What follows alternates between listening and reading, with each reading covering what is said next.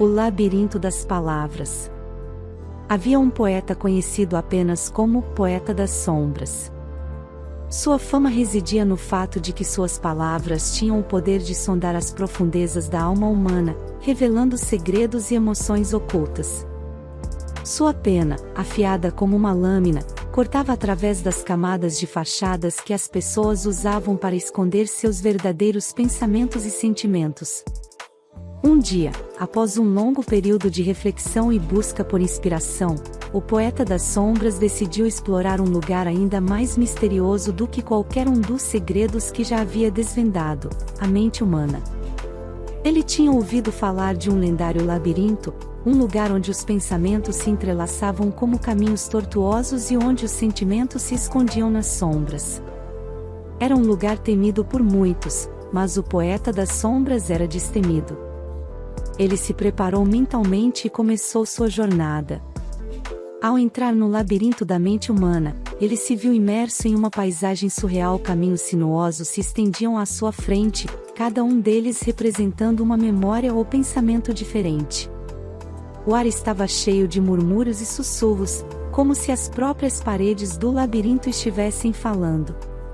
O Poeta das Sombras começou a explorar os caminhos, escolhendo cuidadosamente qual trilhar.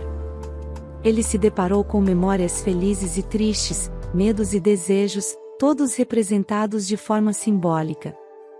Às vezes, ele encontrava portas que levavam a recantos mais profundos da mente, onde emoções ainda mais complexas estavam escondidas. À medida que explorava, o Poeta das Sombras começou a perceber que o labirinto da mente humana era um lugar de contradições. Ele encontrou a alegria e a tristeza entrelaçadas, o amor e o ódio se fundindo, a esperança e o desespero lado a lado. Cada caminho que ele trilhava revelava uma nova faceta da complexidade humana. No entanto, à medida que se aprofundava no labirinto, o Poeta das Sombras começou a enfrentar desafios mais difíceis.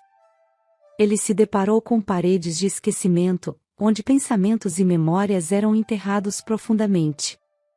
Ele enfrentou tempestades de ansiedade e labirintos de pensamentos obsessivos. Mas o poeta persistiu, usando sua habilidade única de desvendar as palavras para encontrar seu caminho.